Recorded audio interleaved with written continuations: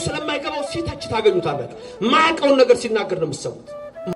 አንዳንድ ጊዜ የኛ ናቸው ብላችሁ የምታስቧቸው መምህራን ላይኖሩ ይችላሉ። ኦርቶዶክሳዊ የቀደመ ፍቅርህን ትተሃል። ግብጽ ስርዓቷ የጠፋባት የነደደች የጥንት ሰዶምን የመሰለች ከተማ ናት። አርአይ አድርገህ ስትንቀሳቀስ ይደንቀኛል ግብጽን። ልዩነትን ኦርቶዶክሳዊ ከሌላው ጋር በሌላው አዳራሽ ጭራሽ መታሰቢያንም የሚባለው እንጂ ስጋው አማናዊ ደሙ አማናዊ ተብሎ አይደለም። አምላኬ ብለን የምንሰግደው ፈጣሪዬ ብለን የምንሰግደው ለኢየሱስ ክርስቶስ ብቻ ነው። ይህን ስግደት ለድንግል ማርያም አንሰግድም፣ ለሚካኤል አንሰግድም፣ ለገብርኤል አንሰግድም። ፊደል ቤት ትምህርት ቤት ገባ አንድ ቀን ኢየሱስ ታውቆ የለህም ታምሩ። ትምህርት ቤት ገብቶ አስተማሪው ምን አለው? በል አሌፍ አለ። የመጀመሪያው ፊደል አሌፍ ናት። አሌፍ አለ። ቀጠለና መምህሩ ምን አለው? በል ቤት አለ። ከዛ ምን አለው? ምን ተትርጓሜው ለአልፋ ምን ተትርጓሜው ለአሌፍ አለ። መጀመሪያ የአሌፍን ትርጉም ነገረኝና ቀጥዬ ወደ ቤት ልሂድ አለው። አስተማሪው ደነገጠ። እስቲ ትምህርት ቤት እንትን ጠይቃችሁ የምታውቁ ሀበል ተብላችሁ ሀላችሁ አይደል? ከዛ ለበል ስትባሉ ያ ትርጉም ብላችሁ የጠየቀ ሰው አለ? ድንገት ካለ ብዬ። በስመ አብ ወወልድ ወመንፈስ ቅዱስ አሃዱ አምላክ አሜን። ኢየሱስ በቅዳሴ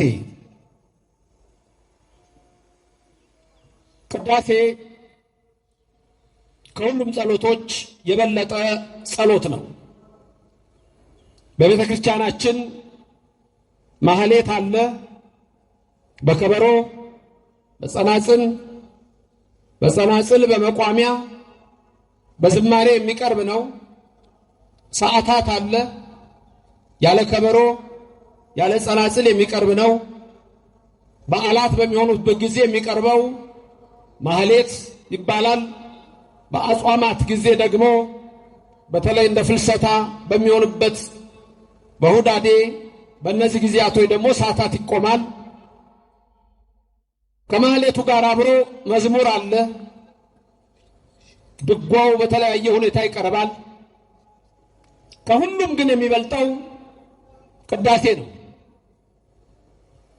ቅዳሴ የማያስቀድስ ክርስቲያን ተብሎ ሊጠራ ከቶ አይቻልም።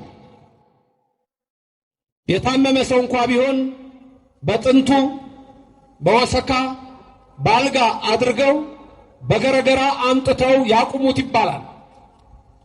በተለይ የልደት ቅዳሴ፣ የጥምቀት ቅዳሴ፣ የትንሣኤ ቅዳሴ ሌሊት ነው የሚቀደሰው። በእነዚህ ቀን እቤት ውስጥ ስራ በመስራት ላይ ለበዓሉ ካልሆነ በስተቀር አንድም ሰው በዚህ ቀን በቤቱ አይተኛም። ስለዚህ ሁሉም ኦርቶዶክሳዊ የተዋህዶ አማኝ ሊያውቀው የሚገባው ቅዳሴ የጸሎት ሁሉ ማሳረጊያ፣ ይልቁንም ትልቅ የሚያደርገው ኢየሱስ ክርስቶስ ቅዱስ ሥጋው የሚፈተትበት ክቡር ደሙ የሚቀዳበት ስለሆነ እጅግ በታላቅ ጥንቃቄ ቀሳውስት፣ ዲያቆናት፣ ምእመናን ይህንን የቅዳሴ ሥርዓት ይካፈላሉ። ቅዳሴ በሶስት ወገን ይቀደሳል። በስንት ወገን? በሶስት ወገን። አንድ በካህናት ቀሳውስት፣ ሁለት በዲያቆናት፣ ሶስት በምእመናን። ስለዚህ ትእዛዙ ምን ይላል? የቅዳሴ መጽሐፍ ላይ ስታዩ የመጀመሪያው ይካ ይላል። ይካ ባጭሩ የተጻፈው አብሪቬሽን ነው። ይካ ማለት ይበል ካህን ማለት ነው። ይካ ማለት ምን ማለት ነው? ይበል ካህን፣ ካህኑ ይሄንን ይበል ማለት ነው።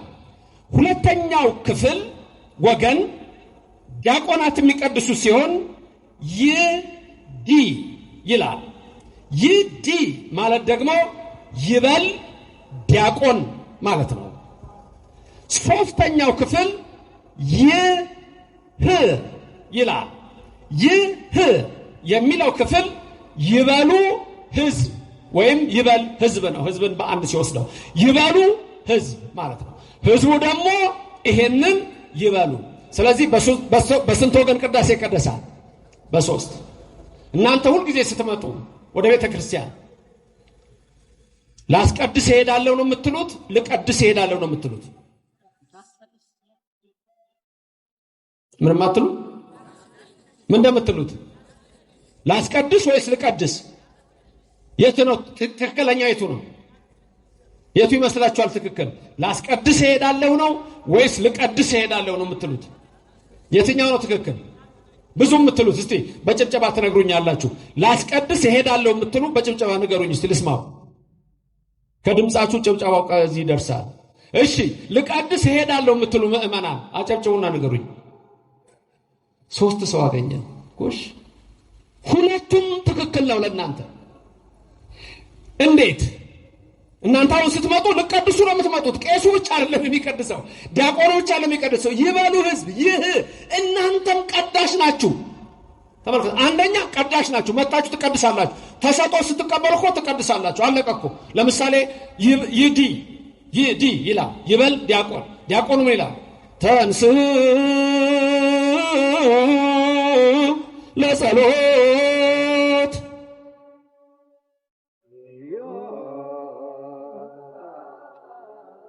አንድ ድምፃዊ ሰማው በዚህ በኩል። ሌሎቻችሁ የት ናችሁ? እሑድ አሁን እናንተ ምንድን ያላችሁ? ዲያቆኑ ይበልዲ ምን አለ? ተንሱ ለጸሎት አለ። እናንተ ደግሞ ምን አላችሁ? እግዚኦ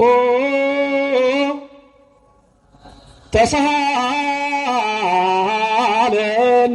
ማን ያለው ይሄንን? ቅዳሴ አይደለም እንዴ? ቀድሳችኋል። ቅዱስ እግዚአብሔር የተመሰገነ ይሁን። አመስግኑት። እግዚአብሔር የተመሰገነ ይሁን። ልትቀድሱ ነው የምትመጡት። ድንገት ይሄን ሰምታችሁት ካላወቃችሁ እንዴ ዛሬ ምንድነው ልትሉ ትችላላችሁ። ቀዳሾች ናችሁ። በቅዳሴው ያንዱ ወገን ክፍል የናንተ። ይሄን ካወቃችሁ ላስቀድስ እሄዳለሁ ማለት ግን ምን ማለት ነው ስትሉ፣ አንድ ዕጣኑን፣ ጧፉን፣ ዘቢቡን፣ መገበሪያ እህሉን፣ የሙጋድ እንጨቱን፣ ይሄ እንኳን በከተማ ኤሌክትሪክ ስለሆነ ብዙ ላይሆን ይችላል። እነዚህን ይዛችሁ ስትመጡ ማን ነው የሚያስቀድሰው ማለት ነው? በማን ነው የሚቀደሰው? ከናንተ በሚመጣ መስዋዕት ስለሆነ ልታስቀድሱ ነው የምትመጡት። 2 ማንን ልታስቀድሱ ነው የምትመጡት? ሰውነታችሁን ልታስቀድሱ ነው የምትመጡት። ወደ ቤተ መቅደስ ስትመጡ በተለይ ለቅዳሴ በምትመጡበት ሰዓት ሰውነት ይቀደሳል፣ ሰውነት ይለወጣል፣ ኃጢአት ይደመሰሳል፣ በደል ይደመሰሳል። ስለዚህ ላስቀድስ እመጣለሁ ማለት ይሄን ሰውነቴን ቅዱስ አደርገዋለሁ ማለት ነው። እናንተ የእግዚአብሔር ታቦት ናችሁ፣ የመንፈስ ቅዱስ ማደሪያ ናችሁ ስለሚል በቅዳሴ ሰዓት ላይ የእግዚአብሔር መንፈስ በእናንተ ላይ ያድራል። ክብርና ምስጋና ለእግዚአብሔር ይድረሰው። አመስግኑት፣ ስሙ የተመሰገነ። ስለዚህ በሁለቱም መንገድ ትችላላችሁ። ቅዳሴ ሲጀምር ትምህርታችን ኢየሱስ በቅዳሴ ነው። ቅዳሴ ሊጀምር ሲል በተለይ በጣም የምትሰሙት አንድ ቃል አለ። ይህቺ ሰዓት ምን ያህል የምታስፈራ ናት ብሎ ነው የሚጀምረው ካህኑ። ትዝ ይላችኋል ይሄን ሲል ይህቺ ሰዓት ምን ያህል የምታስፈራ ናት ይላል። መጠን ግርምት ዛቲ ዕለት ብሎ ነው የሚጀምረው ካህኑ ሲጀምር። ተመልከቱ። ወእጽብት ዛቲ ሰዓት፣ ይህች ቀን ምን ያህል የምታስፈራ ናት። ቀኗ ብቻ አይደለችም። ይህች ሰዓት ምን ያህል ድንቅ ናት ማለት የተሰዓት የሚቀድሱባት ሰዓት። ምክንያቱም ለምን ከቤተልሔም ይመጣሉ ህብስቱን ይዘው በመሶበ ወርቅ። መሶበ ወርቅ የእመቤታችን ምሳሌ ነው። አንድ ላይ ሁሉም ሰው ያዜማል። አንቲ ውእቱ መሶበ ወርቅ ይላል። አንቺ ንጹሕ የወርቅ መሶብ ነሽ ይላል። በውስጥ ያለው ደግሞ ህብስቱ ማን ነው? ህቡ መና የተባለ ከሰማየ ሰማያት የወረደ ዘወረደም ሰማያት ወሃቤ ሕይወት ለኩሉ ዓለም፣ ለዓለም ሁሉ ሕይወት የሚሰጥ ከሰማይ የወረደ ኢየሱስ ክርስቶስ በቀራንዮ አደባባይ እንደሆነው ለመስዋዕት የሚቀርብባት ይህች ሰዓት ምን ያህል የምታስፈራ ናት ይላል። ከሰማይ ወርዶ ያዳነን ክብር ምስጋና ይገባው። ኢየሱስ በቅዳሴ መጠን ግርምት ዛቲ ዕለት ወጽብት ዛቲ ሰዓት እንተባት የወርድ መንፈስ ቅዱስ መልዕልተ ሰማያት ወይጼልሎ ለዝንቱ መስዋዕት ወይ ቀድሶ። ይህች ሰዓት የምታስፈራ ናት። የአብ ሕላዌ የሚነገርባት ናት። መንፈስ ቅዱስ የሚወርድባት ናት። ይህች ቀን ምን ያህል የምታስፈራ ናት! ይህች ቀን ግርምት ናት፣ እጽብት ናት። በየቀኑ መላእክት 300 መላእክት ይወርዳሉ። በየቀኑ በእያንዳንዱ ቤተ መቅደስ ቤተ ክርስቲያን። በቅዳሴ ሰዓት ግን እልፍ አላፋት መላእክት ይወርዳሉ። ከዛኛ ምን መጣና ከመላእክት ጋር ምን እንላለን? ቅዱስ ቅዱስ ቅዱስ እግዚአብሔር እያልን እናመሰግነዋለን፣ እንቀድሳለን። ሰውነታችንን ነፍሳችንን እናስቀድሳለን። ክብር ምስጋና ለሥላሴ ይሁን። እግዚአብሔር የተመሰገነ። ስለዚህ የቅዳሴ ሰዓት በጣም ወሳኝ ነው። እያንዳንዱ ነገር ምስጢር ነው። ለምሳሌ ካህናት የሚለብሱት ልብስ መምሩ ላስቸግረውት ነው። እርሱ ያዙላቸው የሳቸውን ካሜራ ይምጡ መምርዬ። ይኸው እንግዲህ ቄሱ የለበሱትን ልብስ ይሁ ቤተክርስቲያን ምስጢሯ ነው። ይሄን ልብስ አያችሁት? አሁን ከዚህ የተደረበ አለ አይደለም? ይሄ ሞጣይቱ አለ። ለምዱ ግን ስንት ነው? ይሄ ለምድ ይሄን አያችሁት? ለምዱ ስንት ነው የሚደረገው? በሉ እንግዲህ ሁላችሁም ተናገሩ። ይሄ ዝም ብሎ 10 አይደረግም፣ 8 አይደረግም፣ 2 አይደረግም። ስንት ነው የሚደረገው? ይሄ ለምድ የሚነግረኝ 5። 5ቱ ደግሞ እንዴት እንደሚደረግ ይሁ ያው ይሄንን ያዙልኝ መምርዬ። ያው ከፊት 2 ለምድ አለ። አያችሁት? ከፊት ስንት ነው? 2። በጎን ስንት አለ? እዚህ ጋር 1። በዚህኛው ጎን ስንት አለ? 1። ስንት ሆነ አንድ ላይ? 4። ከኋላ ደግሞ አንድ አለ። ይዙሩላቸው እስቲ መምርዬ። ይኸው ከኋላ አንድ አለ። የኋላውን አይታይም ማለት አይታይም። ወደፊት ይሁን። ተመልከቱ እንግዲህ ይሄ ምንድነው ስትሉኝ፣ 5ቱ የ5ቱ አዕማደ ምስጢራት ምሳሌ ነው። ከፊት የምታዩቸው 2ቱ ጎልተው የሚታዩት የመጀመሪያው ምስጢረ ሥላሴ፣ ሁለተኛው ምስጢረ ሥጋዌ ነው። የሥላሴ ምስጢር የአምላክ ሰው የመሆን ምስጢር። ከጎንና ከጎን 2 ያላችሁ ምስጢረ ጥምቀትና ምስጢረ ቁርባን። 4 አልሆነ? አንድ የሚቀር ምስጢር አለ። እሺ ባጭሩ ምስጢረ ሥላሴ ይታወቃል አይታወቅም? ተገልጿል አልተገለጸም? ተገልጿል። ምስጢረ ሥጋዌ አምላክ ሰው ሆኗል አልሆነም? ሆኗል። ምስጢረ ጥምቀት አምላክ ተጠምቋል አልተጠመቀም? ተጠምቋል። ምስጢረ ሥጋው ደግሞ ሥጋውና ደግሞ ሰጥቶናል በቀራንዮ አልሰጠንም? ሰጥቶናል። የቀረው አንድ ምስጢር አለ። ምን ነበር እሱ? ምስጢረ ትንሣኤ ሙታን። ገና ከኋላ አይደለም የሚመጣው? ከኋላ የሆነው ለዚህ ነው የማታውቁት። ከኋላ ይመጣል ምስጢረ ትንሣኤ ሙታን። መምህር ይቀመጡ። አይመሰገንም እንደ እግዚአብሔር ነው። ታውቁታላችሁ ይህንን ነገር። ተመልከቱ። በእያንዳንዱ ነገር ላይ አይደለም ቅዳሴያችን፣ ልብሳችን፣ የኢትዮጵያ ኦርቶዶክስ ተዋሕዶ ክርስቲያን አለባበሳችን ራሱ መጽሐፍ ቅዱስ ነው፣ ወንጌል ነው፣ ብሉይ ኪዳን ነው የሚናገረው። በእያንዳንዱ የምናደርገው ነገር በኢትዮጵያ ኦርቶዶክስ ተዋሕዶ ክርስቲያን ልዩ ነው። ከዚች ቤተክርስቲያን የወጣችሁ፣ ከዚህ ቤት የወጣችሁ፣ እንደ ደማስ የኮበለላችሁ፣ እንደ ኤሳው በመብል የሸጣችሁ ወደዚች ቅዱስ ቤተክርስቲያን ትመጡ ዘንድ የቤተክርስቲያን ጥሪዋ ነው። በዚህ መቅደስ ውስጥ ያደረገን ግን እግዚአብሔር ስሙ ከዘላለም እስከ ዘላለም የተመሰገነ ይሁንልን። ደሙን አፍስሶ ያዳነን ክብር ምስጋና ይግባው። ስንት ምስጢራት ነበሩ? 5። ከሁለት ፊት ያየነው 2ቱ ለምድ የምንና የምን ነው? ሥላሴና ሥጋዌ። ከጎንና ከጎን ምንን አየን? ጥምቀትና ቁርባን። ኋላ የሚመጣው የቀረው ምንድነው? ትንሣኤ ሙታን። ከኋላ ያለው ያንን የሚያሳይ ነው። ቄሱ የሚለብሰው እንደዚህ ነው። ዝም ብሎ አይደለም የሚደረገው። የሚቀድሱት ቄሶች ስንት ናቸው? ቁጥራቸው ብዙ አለው። ዋናው መሰረቱ ስንት ቄስ ነው የሚቀድሰው? 2። ስንት ዲያቆን ነው የሚሆነው? 3። ምንድነው? ደብረ ታቦር ነው። ማቴዎስ 17 ነው። የማቴዎስ ወንጌል ምዕራፍ 17 ላይ ጌታችን ኢየሱስ ክርስቶስ ክብር ይግባውና ከደቀ መዛሙርቱ 3ቱን ጴጥሮስን፣ ዮሐንስን፣ ያዕቆብን ይዟቸው ወደ ረጅም ተራራ ወጣ። ተራራው ላይ በወጣ ጊዜ 2 ሰዎች ከሰማይ ወረዱ። ማን ነበሩ? ሙሴና ኤልያስ ነበሩ። ሌላውን ምስጢር ለዛሬ እንተውና 2 ሽማግሌዎች መጡ፣ ሙሴና ኤልያስ።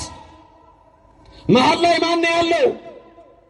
የናዝሬቱ ኢየሱስ ስሙ የተመሰገነ ይሁን። ማን መሃል ላይ ያለው? ኢየሱስ ክርስቶስ አምላካችን። እሱ መሃል ነው። ጽላቱ መሃል ነው። ታቦቱ መሃል ነው።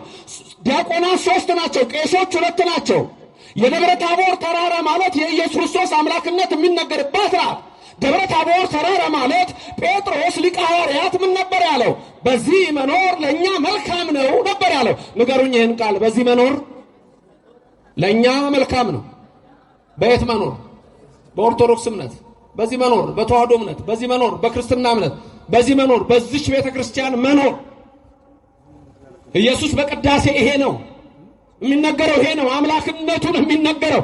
መሃል በታቦቱ አለ አድሮ የሚኖረው እሱ ነው።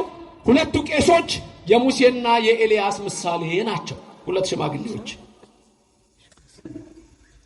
ሶስት ዲያቆናት ደግሞ የጴጥሮስ የዮሐንስና የያዕቆብ ናቸው። ስለዚህ በእያንዳንዱ ነገር በኦርቶዶክስ ተዋሕዶ ቤተ ክርስቲያን ውስጥ የምናደርገው ነገር የሚያሳየን ይሄ ነው። ይሄ አሁን የምላችሁ ምሳሌ ሌላው ዓለም ላይ የለም። ልብስም እንደፈለገው ነው የሚለበሰው። ትንሽ ካቶሊኮችን ካያችኋቸው 451 ላይ 5th ሴንቸሪ በጉባኤ ከልቄዶን ለሁለት ተከፋፍሎ የነበረው በዛ ሰዓት እነ ሊዮ የሮማው ሊዮ የካቶሊክን እምነት በዛ ጊዜ ወደ 451 አካባቢ በተለይ 451 ላይ የካቶሊክ እምነት ሲጀምር ብዙዎች የካቶሊክ እምነት መጀመሪያንን ስለሚሉ መጀመሪያ የተጀመረ ይመስላቸዋል። አይደለም። 5th ሴንቸሪ ላይ ነው የተመሰረተው።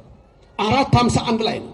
ሊዮ ያንን ወስኖ ከነቅዱስ ዲዮስቆሮስ የተለየ ሐሳብ አምጥቶ ከዛ ሲወጡ አለባበሱን ግን ይዘው ተወጥተዋል። ስለዚህ እንደኛ እንደ ኢትዮጵያ ኦርቶዶክስ ተዋሕዶ ቤተክርስቲያን 5 ለምድ የትኛውም ዓለም ላይ አታገኙ። ይሄን የምታገኙት በኢትዮጵያ ኦርቶዶክስ ተዋሕዶ ቤተክርስቲያን ብቻ ነው።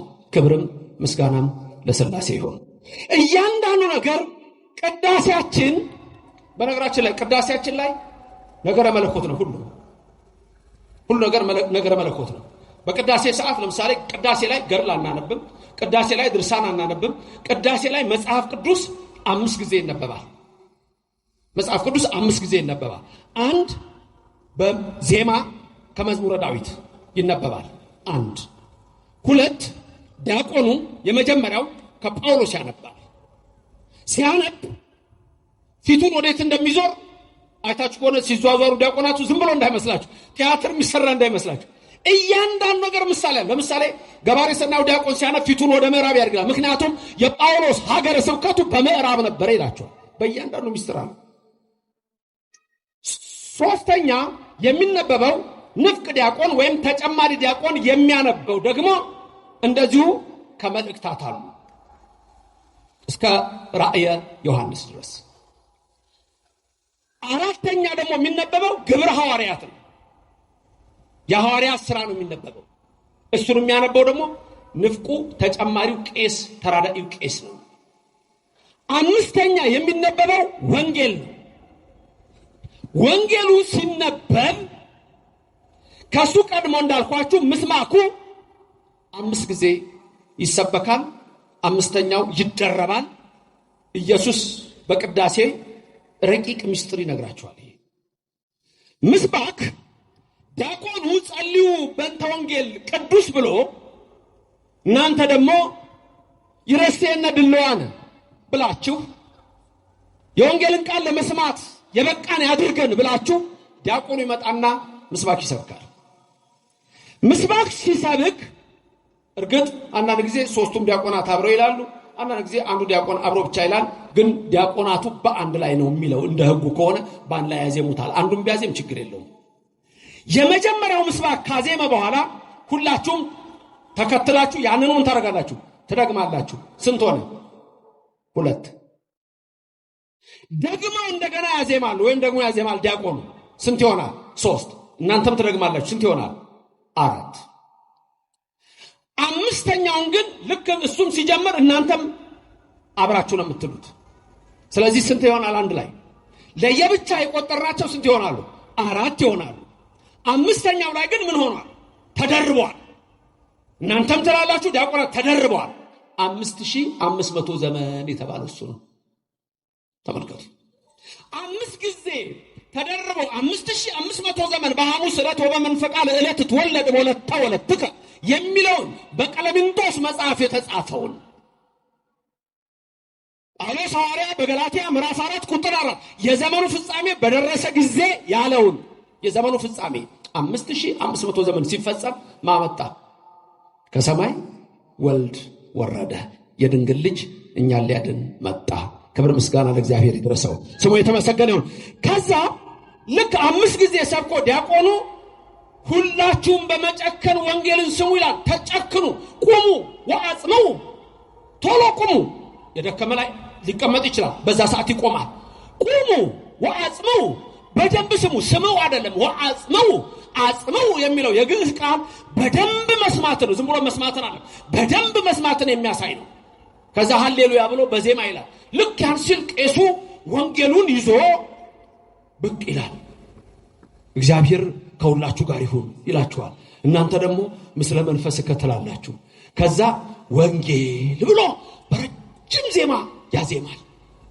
ታስታውሳላችሁ አሁን እምለው ነገር ሁሉ አይደል? በረጅም ዜማ አዚሞ ለሶስቱ ወንጌል ለማቴዎስ፣ ለማርቆስ፣ ለሉቃስ ዘዜና ብሎ ለዮሐንስ ወንጌል ዘሰበከ ብሎ ይሄን ካለ በኋላ ዲያቆኑ የመጀመሪያው መብራት ይዞ የሚቀድም አለ፣ ይመጣል። ከዛ ቄሱ አለ ከኋላ ማይጠን መስቀል የያዘ ዲያቆን ይከተላል። ተመልከቱ፣ ይሄ ሁሉ ምሳሌ ያለው። ከዛ ወንጌል ይመጣና ይነበባል። ወንጌል ማለት ኢየሱስ ክርስቶስ ነው። ኢየሱስ ክርስቶስ ማለት ተስፋ ነው። ተስፋ ማለት መንግስተ ሰማያት ናት። መንግስተ ሰማያትን ሁላችንም ያወርሰን። ክብር ምስጋና ለእግዚአብሔር ይድረሰው። ስለዚህ ኢየሱስ በቅዳሴ የኛ ቤተክርስቲያን በጠቅላላ ቅዳሴዋ ኢየሱስ ክርስቶስ ነው፣ ሥላሴ ነው፣ አብ ወልድ መንፈስ ቅዱስ ነው። ይሄን ነው የምንለው። በቅዳሴ ሰዓት ላይ ሁሉም ሰው ወደ ቤተ መቅደስ በሚገባበት ሰዓት እመቦ ብእሲ እምእመናን ዘቦአ ቤተ ክርስቲያን በጊዜ ቅዳሴ ብእሲ ወብእሲት ወደ መቅደስ ለቅዳሴ በሚመጡበት ሰዓት ዘቦአ ቤተ ክርስቲያን በጊዜ ቅዳሴ በቅዳሴ ሰዓት ስትመጡ ቅድም ምን ሆኗል? ይህች ቀን ምን ያህል የምታስፈራ ናት! ይህች ቀን ምን ያህል የምታስጨንቅ ናት! በጽሞናና በፍርሃት ቁሙ፣ የእግዚአብሔር ሰላም ከኔና ከናንተ ጋር ይሁን ብሎ ይጀምራል። አሁንም የእግዚአብሔር ሰላም ከሁላችን ጋር ይሁን። በዜማ ደግሞ የምንለው አለ እመቦ ብእሲ እያልን የምናዜማው ትእዛዝ ነው። እዛ ትእዛዝ ውስጥ ምን ይላል? ዘቦአ ቤተ ክርስቲያን በጊዜ ቅዳሴ ወኢሰማ መጽሐፍት ቅዱሳተ ወኢታገሰ እስከ ይፈጽሙ ጸሎተ ቅዳሴ ወኢተመጠወ እምቁርባን ይሰደድ እምቤተ ክርስቲያን። ይህ ትእዛዝ ነው፣ አስደንጋጭ ነው። ስጋው ደግሞ የማይቀበል አሁኑ ወጥቶ ይሄድ እንዳያስቀድስ። ሁሉም ሰው ስጋው ደግሞ መቀበል አለበት። ሁሉም ሰው ካልተቀበለ ግን ይሰደድ ቤተ ክርስቲያን አሁኑ ይውጣ። ስለዚህ ሁሉም ሰው ይቀበላል። ስለዚህ ድንገት ታምረ ማርያም ስትሰሙ እንትን ሰምታችኋል። ዛሬ በዚች ቀን ስጋው ደግሞ መቀበል ያልተቻለው ሰው ቢኖር ታምሯን ሰምቶ ቢሄድ እንደተደረገ ይሆንለታል፣ ይደረግልኛል ብሎ በማመን ቢሰማ ይላል። ትዝ አላችሁ ይሄ ቃል? ያ ማለት ሁሉ ጊዜ ሳትቀበል ሂድ ማለት አለ። የዛን ቀን ለመቀበል መጥተ ምክንያት ቢከለክልህ ግን አትጨነቁ፣ ከሷ ነው ሰው የሆነውና እመብርሃንን አማላጅ አድርጋችሁ ያዙ። ስለዚህ ወደ ቅዳሴ ስትገቡ መጽሐፍት ቅዱሳትን መስማት። እነዚህ መጽሐፍት ቅዱሳት አንድ ቅዳሴው ራሱ ነው። ሁለት እነዚህ የሚነበቡትን መጽሐፍት ምስጢራቸውን መረዳት ያስፈልጋል። ወኢታገሰ እስከ ይፈጽሙ ጸሎተ ቅዳሴ። ጸሎተ ቅዳሴ ሳያልቅ ሰው ወደ ቤቱ አይሄድም። ለምን? አንደኛ ስጋው ደግሞ አለ መጨረሻ ላይ። ከሁሉም በላይ ደግሞ መጨረሻ ላይ አንድ ቃል አለች። እሷን ሳትሰሙ እንዳትሄዱ ማለት። እሷን አቋርጦ እርግጥ የታመመ ሰው ወይም ሌላ ችግር ያለበት ሊወጣ ይችላል። ያችን ሰዓት ግን የመጨረሻዋ ቃል አለች። የመጨረሻዋ ቃል ሁሌ በየቦታው ጠይቃታለሁ። ምን የምትላት የመጨረሻዋ ቃል? በሰላም ወደ ቤታችሁ ግቡ። በሰላም ወደ ቤታችሁ ግቡ ማለት ምን ማለት መሰላችሁ? ቤታችሁ ትገባላችሁ፣ ልክ ነው። በሰላም ወደ ቤታችሁ ግቡ የምትለው ቃል ምንድን ነች? ኢየሱስ የሚላችሁ ቃል ናት። ምን የሚላችሁ ቃል ነው? ለፍርድ ይመጣና ጻድቃንም በቀኝ ኃጥአንም በግራ ያቆማል አለ። በሰላም ወደ ቤታችሁ ግቡ ስትባሉ ልክ ክርስቶስ ይላችኋል፣ ወደ ቤታችሁ ወደ መንግስተ ሰማያት ግቡ ማለት ነው። ሚስጥሩ ያ ነው። ክብርና ምስጋና ለእግዚአብሔር ይድረሰው። ስለዚህ በእያንዳንዱ ነገር ላይ የምታዩት ረቂቅ ሚስጥር ጌታችን ኢየሱስ ክርስቶስ የሚነግረንን ነው። ሚስጥሩ ሁሉ እሱ ነው። ከዛ ኢየሱስ መስዋዕት የሚሆንበትን ካህኑ ያነባል፣ ይናገራል። መስዋዕት ነው የሚሆነው ኢየሱስ ክርስቶስ። ቅዳሴ የሚያስፈራ ያለች ያቺ የቀራንዮውን ሰዓት ነው የምናስታውሰው። ብዙ መስዋዕቶች በብሉይ ዘመን ነበሩ።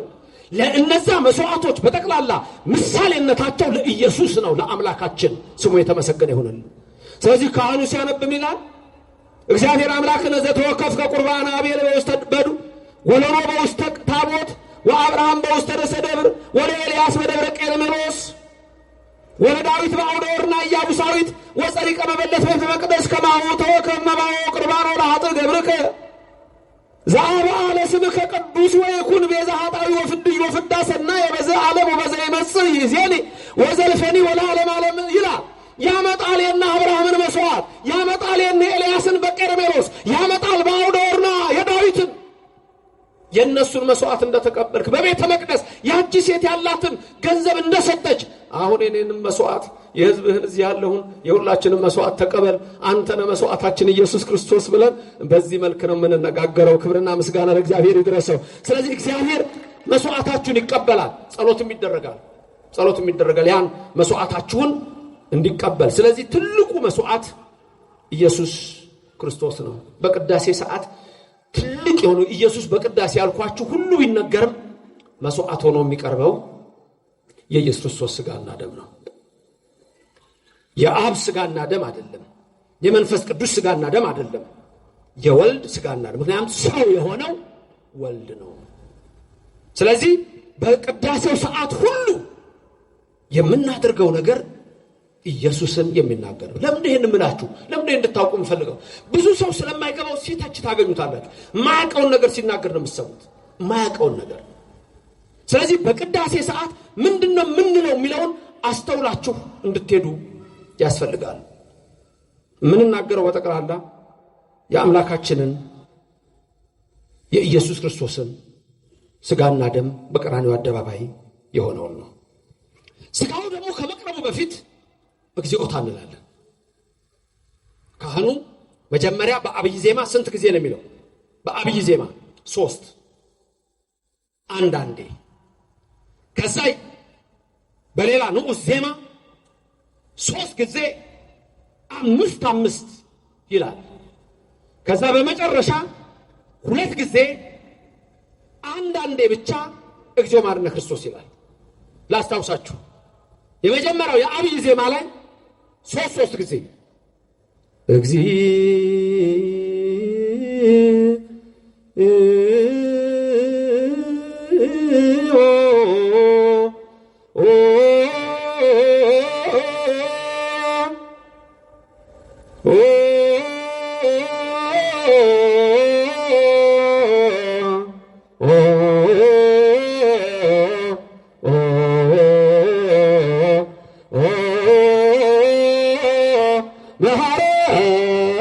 ክርስቶስ አንድ አለ።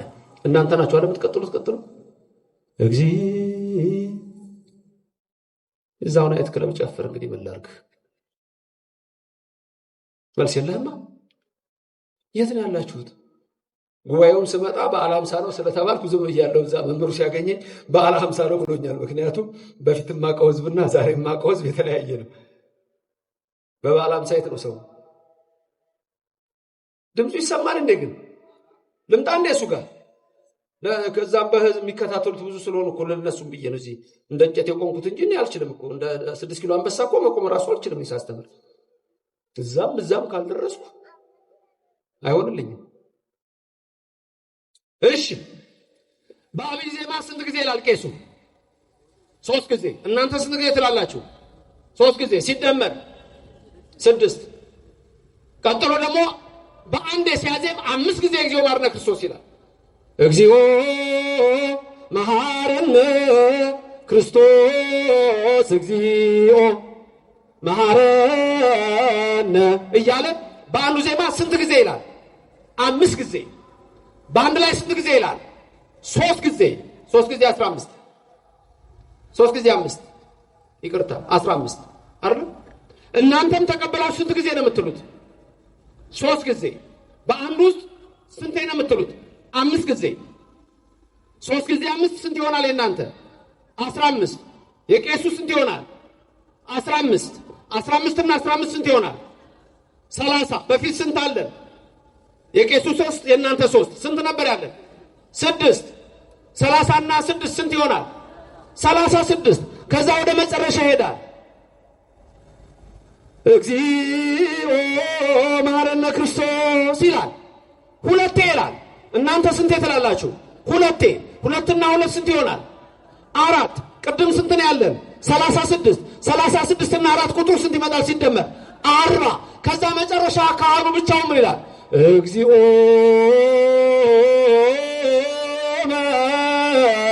መሐረነ ክርስቶስ ይላል። እሱን ትላላችሁ እናንተ? አትሉም። 40 ናቸው የቄሱ አንዷ 41። እግዚኦ ሲባል ሌላ ምን ይባላል? ምን ይደረጋል? ዝም ብላችሁ እግዚኦ ብሎ ምን የምትሰሙት ነገር አለ? ሌላ የምትሰሙት ነገር አለ? ምን ሰማላችሁ? መረዋ ቃጭል አሰሙ። እግዚኦ ታላለም በይበልጥ እሱ የሚደረገው። ከዛ የውጭው ደው ራሱ ይጮሃል። የመላእክት ለቅሶ፣ የዮሐንስ ወንጌላዊ ለቅሶ፣ የድንግል ማርያም ለቅሶ ምሳሌ ነው። ያ መረዋው ቅጭል ቅጭል ብሎ የለቅሶ ነው። የመላእክት እንባ፣ የእመቤታችን እንባ፣ የዮሐንስ ወንጌላዊ እንባ፣ የሚወዱት ሁሉ ያለቀሱለት። ዮሐንስ አፈወርቅ ሲቀደስ ዮሐንስ አፈወርቅ ላይ የምትወዱት ሰዎች አልቅሱለት የሚል ሰምታችኋል? ከዛ ካህኑ የያለ አማኑኤል አምላክነ ክርስቶስ ንጉሥነ እያለ የሚያዘምበት አለ። ኢየሱስ መድኃኒነ የሚልበት ያ የምትሰሙት የመረዋው ድምፅ ኢየሱስ ሲሰቀል የነበረ ድምፅ ነው። 41 የሆነበት ምክንያት ጌታችን ኢየሱስ ክርስቶስን ስንት ነበር የፈረዱበት የጅራፍ ፍርድ? 41። 6666 ጊዜ ይግረፉት እንጂ የፈረዱበት ስንት ጊዜ ነው? 41። አትርፈው ማድረጋቸው። የምትቀድሱት አብራችሁ ይሄን ነው። ቄሱም ይቀድሳል፣ እናንተም ትቀድሳላችሁ። በተገረፈ ቁስሉ ኃጢአታችን የደመሰሰ አምላካችን ኢየሱስ ክርስቶስ ክብር ምስጋና ይግባው። በእያንዳንዷ ነገር የምታደርጉት ነገር ተመልከቱ። ይሄንን ነው። ከዚህ ቤት ወጥተው ወዴት ነው የምትሄደው? ኢየሱስ ሌላ ቦታ አለ። የኤማውስ መንገደኞች ትልቁ ችግራቸው ምን ነበረ? ኢየሱስ የሚነሳው ኢየሩሳሌም ነው። የሞተው ኢየሩሳሌም ነው። የተሰቀለው ኢየሩሳሌም ነው። የተቀበረው ኢየሩሳሌም ነው። የሚነሳው ኢየሩሳሌም ነው። እነሱ ግን ወደ ኤማውስ የ8 ሰዓት መንገድ ሄደዋል። ምን ሊያደርጉ ነው የሚሄዱት? ስለዚህ በዚህ ቤተክርስቲያን ተሰብስባችሁ ወንጌል መማር፣ በዚህ አሁን በየሮቡ ያለ ጉባኤ መምህር ጳውሎስን የሚያክል መምህር፣ ሌሎች መምህራን በሚያስተምሩበት በዚህ ቦታ ላይ ቦታው መታየት የለበትም። አንዳንድ ጊዜ የኛ ናቸው ብላችሁ የምታስቧቸው መምህራን ላይኖሩ ይችላሉ።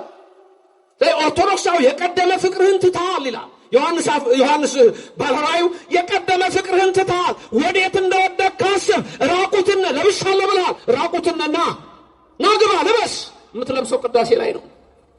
ካህኑ ስላንተ ሲጸልይ ወዲያና ወዲህ ልብህን አታድርገው ይላል። ቄሱን እንደረቱ የፈለገ ኃጢአተኛ የፈለገ በደለኛ ለምን አይሆንም? ቄሱ በቄሱ ውስጥ ስርዓቱን የሚፈጽመው ኢየሱስ ክርስቶስ ነው። የሚሰጠን የቄሱ ስጋና ደም አይደለም። የሚሰጠን የአብ ልጅ የድንግል ልጅ የኢየሱስ ክርስቶስ ስጋና ደም ነው። ክብርና ምስጋና ለእግዚአብሔር ይድረሰው፣ ስሙ የተመሰገነ ይሁንልን። መልካም። ኢየሱስ በቅዳሴ ትምህርቴን እያጠቃለልኩ ነው። ኢየሱስ በቅዳሴ እግዚኦታ ካልን በኋላ ወዲያው ካህኑ ያሳርግና ወዴት ነው የሚኬደው?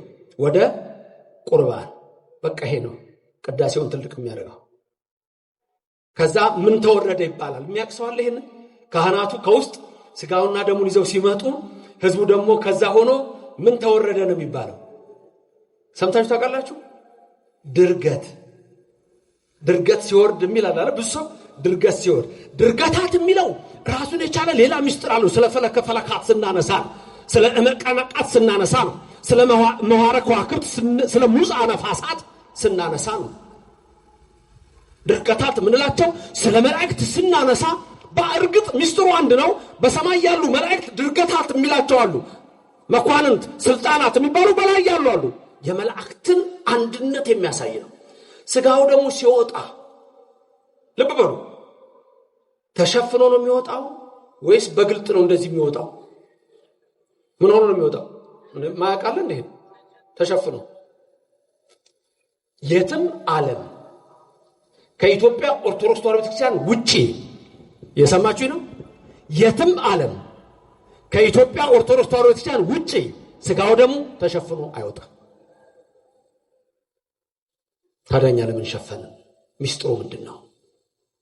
እህት አብያተ ክርስቲያናት የሚባሉት እነ ግብፅ እንኳን አይሸፍኑም። ግብፅ ስርዓቷ የጠፋባት የነደደች የጥንት ሰዶምን የመሰለች ከተማ ናት። አርአይ አድርገህ ስትንቀሳቀስ ይደንቀኛል ግብፅን። ያኔ እኮ ግብፅ ብለን በቅዳሴውም ስርዓተ ግብፅ የምንለው እኮ ጥንት በነበራት ነው እንጂ ዛሬ ባላት አይደለም። ከካቶሊክ ጋር ተጋብታለች። የጥንቱ ተረስቷል፣ ተዘንግቷል።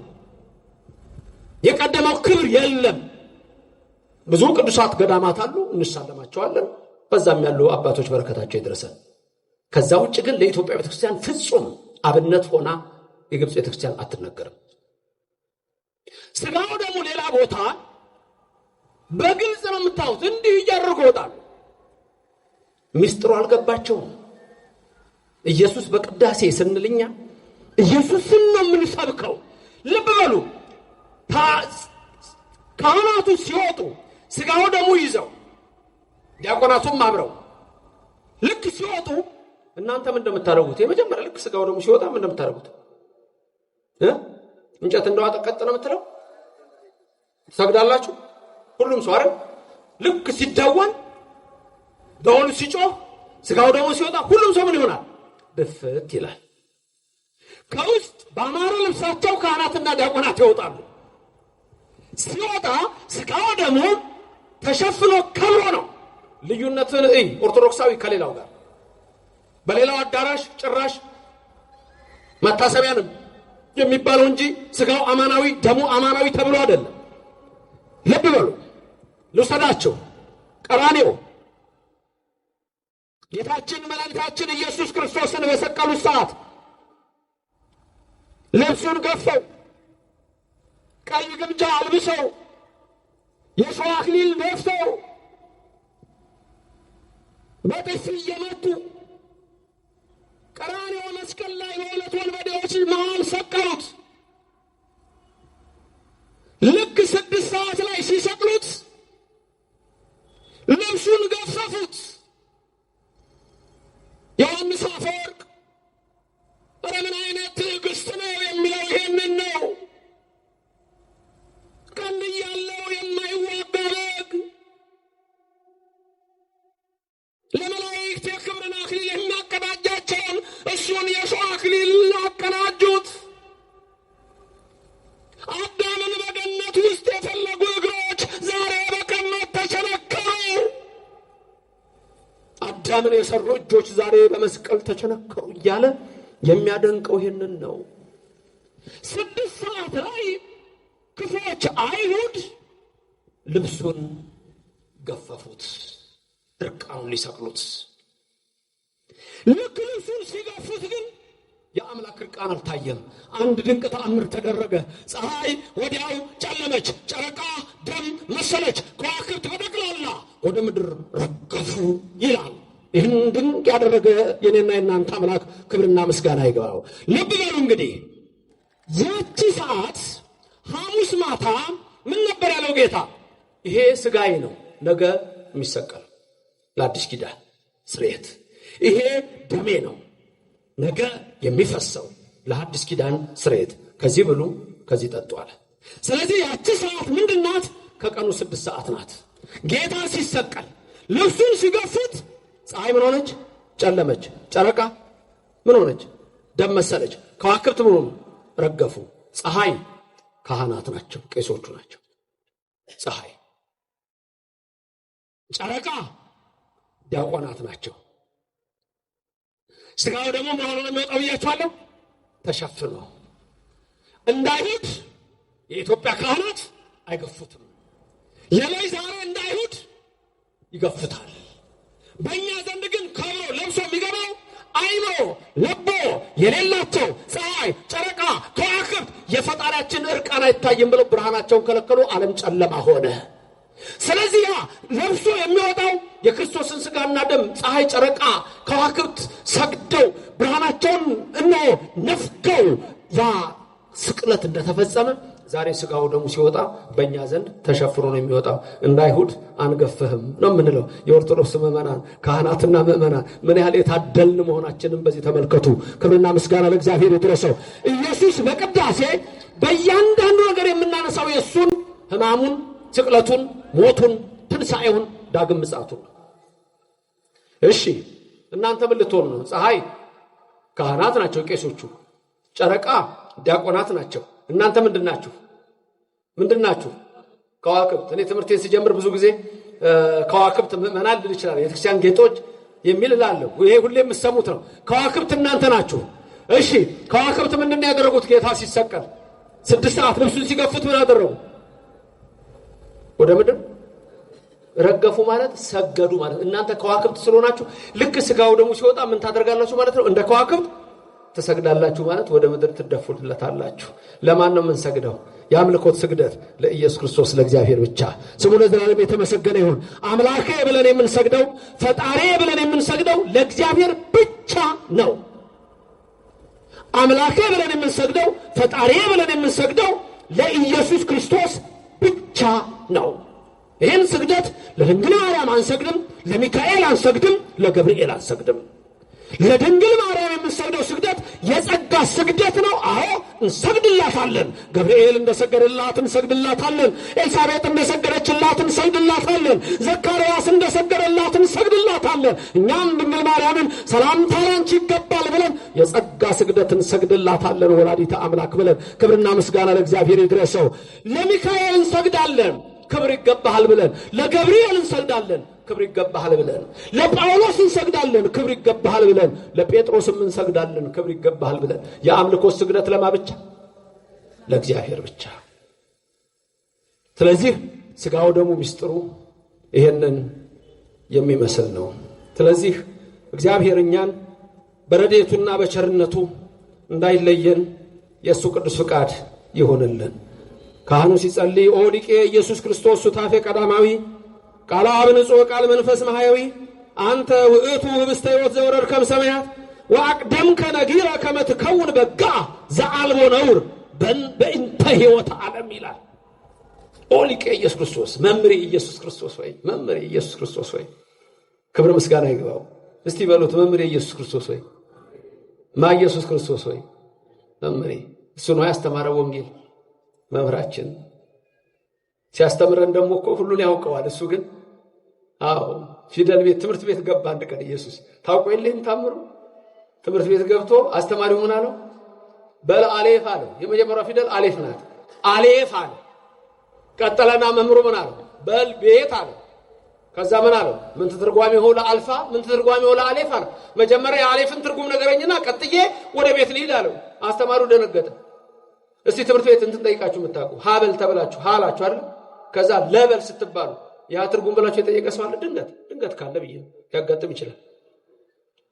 ሀሁ ተምራችኋል? ድሮ ተምራችኋል ሀሁ? እሺ ላስብላችሁ። ሀ ለ መቀጠል ነው በቃ እንጂ ያ ትርጉም ምንድነው ብላ አትጠይቀኝም። መምሩን አንጠይቅም። እኔም ጠይቄ አላውቅም። አሌፍ ቤት ጊሜል የሚለው ህቡ ስም ነው። አዳም በገነት ውስጥ ይጸልየው የነበረው 22ቱ አሌፋት። አዳም ዕፀ በለስን ሲበላ ሔዋንም 22ቱ አሌፋት ከውስጡ ጥፍት አለ። በቃ ይሄ አልዛይመር እንደሚባለው ህመም ማለት ነው። ጥፍት አለበት።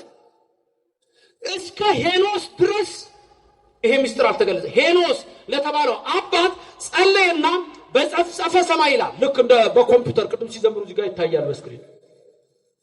በጸፍጸፈ ሰማይ ለሄኖስ 22ቱን አሌፋት አሳየው። ለምሳሌ አሌፍ ማለት አሐዱ እግዚአብሔር ማለት ነው።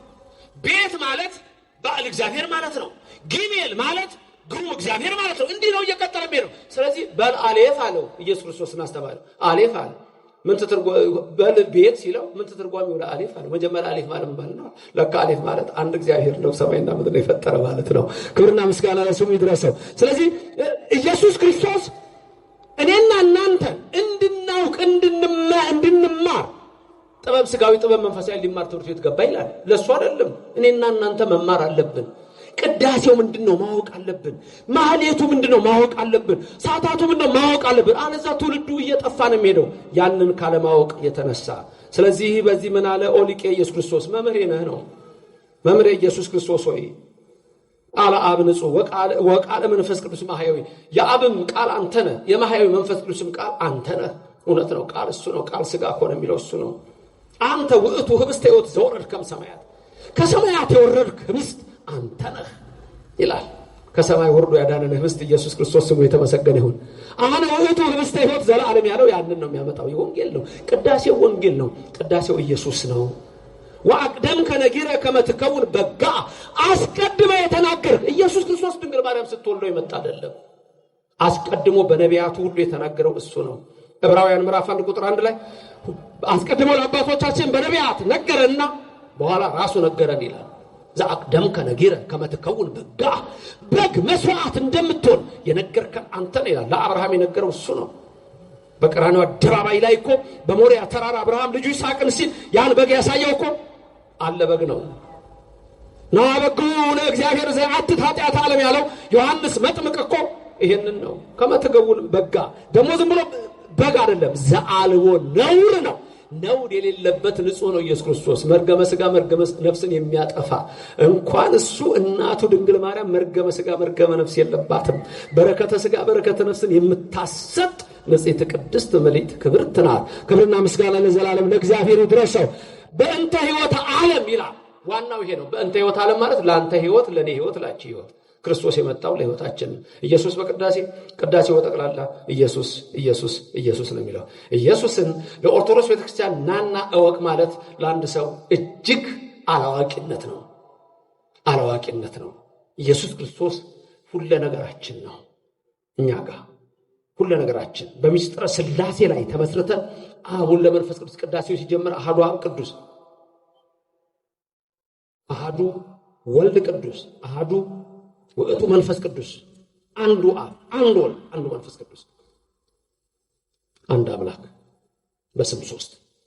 ይሄንን ነው የምንለው። ስለዚህ በእያንዳንዱ ነገራችን ላይ ኢየሱስ ክርስቶስ የኦርቶዶክስ ተዋሕዶ ቤተክርስቲያን ሁለመናዋ ነው። ከላይ የምታዩት ጉልላት የሸዋ አክሊሉ ነው። ከታች የምታዩት መሰረት ችንካሩ ነው። ቤተክርስቲያን ስትገቡ 3 በሮች ነው ያሉት። የአብ ወልድ መንፈስ ቅዱስ ነው። ስትገቡ አንድ ነው። የአንድነታቸው ምሳሌ ነው። በዚህ ቤተክርስቲያን የገባ የዘላለም ሕይወት አለው። አሜን ለዘላለም።